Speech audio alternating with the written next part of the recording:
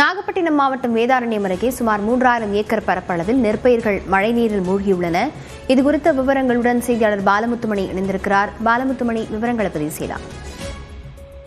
லாவண்யா, நாகப்பட்டினம் மாவட்டத்திற்கு உட்பட்ட பல்வேறு பகுதிகள் தொடர்ச்சியாக பெய்து வரும் கனமழை காரணமாக இந்த சாகுபடி செய்த விளை நிலங்கள்ல மழைநீர் தேங்கி விவசாயிகள் சொல்ல முடியாத ஒரு துயரத்தில் தவித்து வருகிறார்கள். குறிப்பாக தற்பொழுது நாம் பார்த்து கொண்டு இருக்கக்கூடிய காட்சியானது வேதாரண்யம் அடுத்த அந்த பிராந்தியங்கரை என்ற பகுதியில் எடுக்கப்பட்ட காட்சிகள். அதாவது சுற்றி விளைநிலங்கள் முழுவதுமாக எந்த அளவுக்கு அந்த மழைநீர் தேங்கி இருப்பது என்பதை நாம் கண்கூடாக பார்க்க முடிகிறது. அதாவது கடந்த 3 தினங்களாக தொடர்ச்சியாக பெய்த கனமழை மட்டுமில்லாமல் ஏற்கனவே விட்டு பெய்த மழை காரணமாக வேதாரண்யம் சுற்றுவட்டார பகுதிகள், அதாவது மானாவாரி நிலம் என்று சொல்லக்கூடிய அந்த பகுதியில கிட்டத்தட்ட 3000 ஏக்கருக்கும் அதிகமான பரப்பளவுல அந்த சம்பா இளம் பயிர்களை மழைநீரானது சூழ்ந்துள்ளது.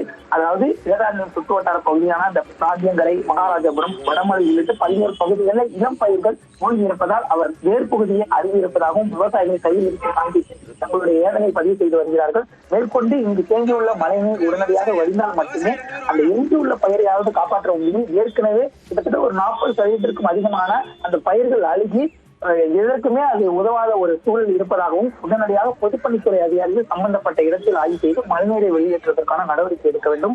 அதே போல வேளாண் துறை மற்றும் வருவாய்த்துறையினர் இணைந்து கணக்கெடுப்பு பணியை துரிதப்படுத்த வேண்டும் என்பதுதான் இப்பகுதி விவசாயிகளுடைய கோரிக்கையா இருக்கு. அது மட்டும் இல்லாம இந்த பகுதியில் அதாவது கிட்டத்தட்ட 6.5 சென்டிமீட்டர் மட்டும் 24 மணி நேரத்துல பதிவாயிருக்கு. வேதாரண்யம் சுற்றுவட்டார பகுதியில உப்பளத்துக்கு அடுத்தபடியாக அந்த மானாவாரி நிலத்தில் சாகுபடி செய்யப்பட்ட பயிரை மழைநீர் சூழ்ந்திருப்பது விவசாயிகள் மத்தியில் ஒரு மிகப்பெரிய ஒரு சோகத்தை ஏற்படுத்தியுள்ளது. லாவண்யா, விவரங்களுக்கு நன்றி பாலமுத்துமணி.